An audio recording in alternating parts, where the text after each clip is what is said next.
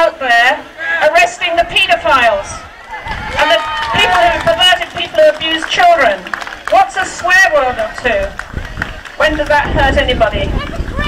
Well, I think somebody else has rolled up, and so I have great pleasure in handing the microphone over to somebody who I know can handle it very well. David? Thank you very much. Thank you. Thanks for coming. It's about 20 years ago now that I began to understand not just the scale of paedophilia and child abuse and child abduction and all the rest of it, but the people and the level, cesspit level, known as the elite level of our society, which is driving it. It was in the 90s that I started uncovering Father George Bush as a monumental paedophile and child killer, serial child killer. I've gone on American radio and said it many times, I've said it in my books, and I'm still waiting for a reply. Then in this country, I realized through talking to his victims, those that survived, that people like Ted Heath, the British Prime Minister between 1970 and 74, was a child-killing paedophile. When I said that in a book in 1998, a journalist rang him, read the passage, and I never heard another word. Why? Because it's true.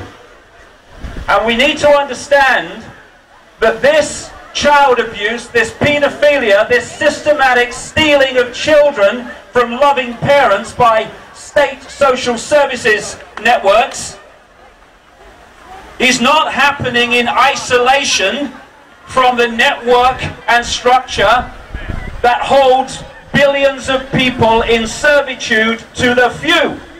It is fundamentally connected for this reason. This world is not controlled directly by prime ministers and presidents and heads of the World Bank and secretary generals of NATO. These are pawns, these are frontmen. Not very nice, but still pawns and frontmen, gophers. This world is controlled by a network of families, very few, under different names, that sit in the center of a structure of secret societies that operate like a transnational corporation. If you look at the structure of a transnational corporation, you have a headquarters somewhere in the world. And then in each country you have the subsidiaries of that headquarters. Each subsidiary has the same shop front, the same corporate logo, the same way of doing things. And they run their operations in the different countries in line with the diktats from the center, the headquarters. This world is controlled by a network of secret societies that operate in exactly the same way, controlled by this network of interbreeding families. And Minty was absolutely right. At the heart of it, at the center of it, at least in the human realm, shall we say, is the house of Rothschild in America and wider across the world, Rockefeller, and so many of these other major corporate banking names, including the shower down here in Buckingham Palace, by the way. And so we have this network of secret societies whereby the center, and it's in Europe, dictates to the networks in each country, and they run their country and change their country in line with the diktat from the center, the spider. As a result, I've been to 50 countries researching this over 20 years, and as a result, I see exactly the same structure, exactly the same things going on, exactly the same legislation being introduced to take freedom away and children away, almost worded the same sometimes. And this is why it's globally structured. And because of this, the spider at the center can manipulate down through the different levels of the web right into your local community. Now, this is the connection. These families and the agents that they put into office are overwhelmingly connected to satanic, ritual and paedophile rings. They have an insatiable demand for children. And this is why I learned as the years passed through the 90s, the unbelievable, breathtaking, staggering scale of children who go missing in this world every day. Never mind every year. People have a perception of the number of children that go missing based on how many times a missing children's story appears in the local newspaper or with Madeleine McCann in the national news. That is a fraction of a fraction of a fraction ad infinitum of the number of children that go missing, never to be heard of again. And many of them, tremendous numbers of them, end up in these paedophile and satanic rings. I talk to people, survivors, those who have, all over the world, enormous numbers of them. This is a global phenomenon with the blueprint played out the same way in every country. When people come to me and say, I want to tell you my story, once they start, I know what's coming. Different names, yes, but the blueprint plays out every time. And I've got seriously interested in the last few months, particularly in the gathering aspect to this child abuse and child abduction, which is stealing children from loving parents by the state through the social services mafia. In the last few years, they have changed the way in which they process job applications for social services. They have done this to target certain personality types, and there'll be mothers listening to this who've had their children taken by the state who, my God, will understand what I'm about to say. They are targeting, recruiting, headhunting certain character types that have no empathy, no compassion, no heart, no ability to empathize with the agony beyond my comprehension of loving parents having their children who want to be with them taken away for spurious reasons, thanks to the constant conspiracy between social services staff, lawyers representing local councils and social services, judges, etc. So lacking empathy and compassion that there are more than one stories that I've heard. One has actually appeared in a national newspaper at one point recently, where the staff, having taken away a child from a loving parent while the parents are in agony and distraught in the court, are high-fiving with each other for another great victory.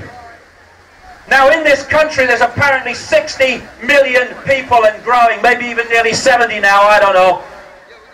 In this world there are 7 billion people and growing. The number of people who are controlling this world, who are putting us in the state we are of slavery, who are taking our children away, are a tiny, tiny fraction of the people on this planet and in this country. I think I see a way out of this.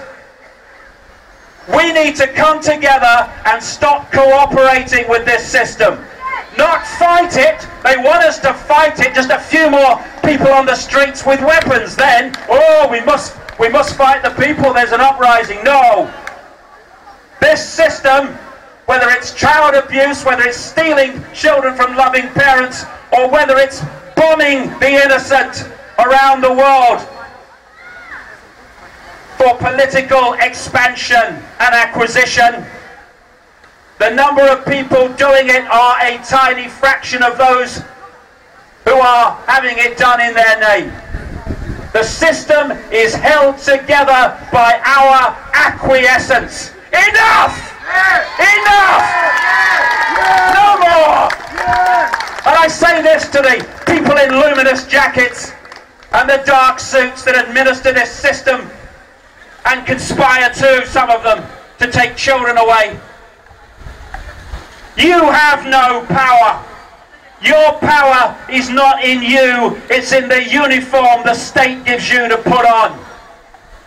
Your power is in the wardrobe, not in you. Take the uniform off. Where's your power? Gone. Change your job. Where's your power? Gone. You're just animating a uniform which is an extension of the state.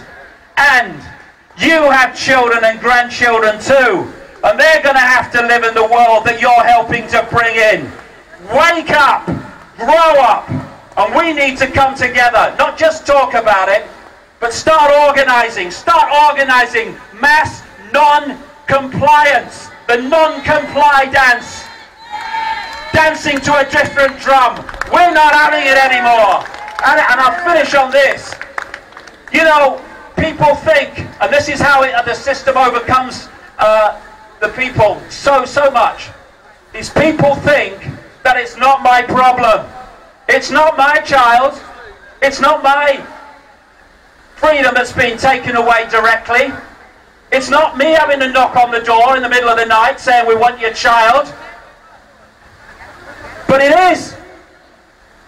Because if we don't draw a line in the sand now, then it will be your child eventually.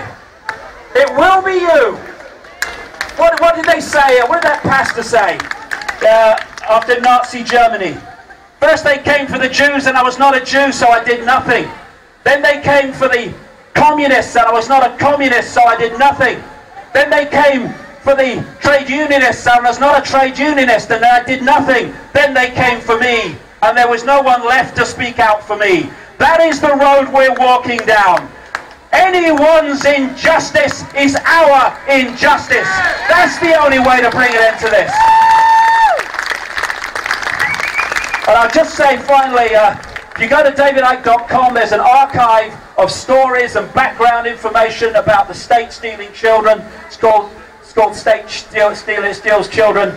And there's also an email address, statestealskids@AOL.com, where we're looking for stories and we're looking for experiences of particular psychologists and psychiatrists who are pulled out by the state, off the peg, out the wardrobe.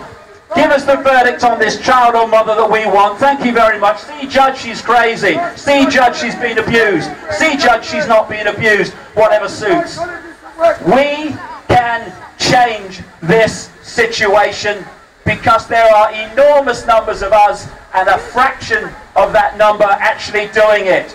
It's time to stand up. Stand up. Enough. Time to fly and have none of this crap any longer. We get it because we take it. Thank you very much. Thank you, David.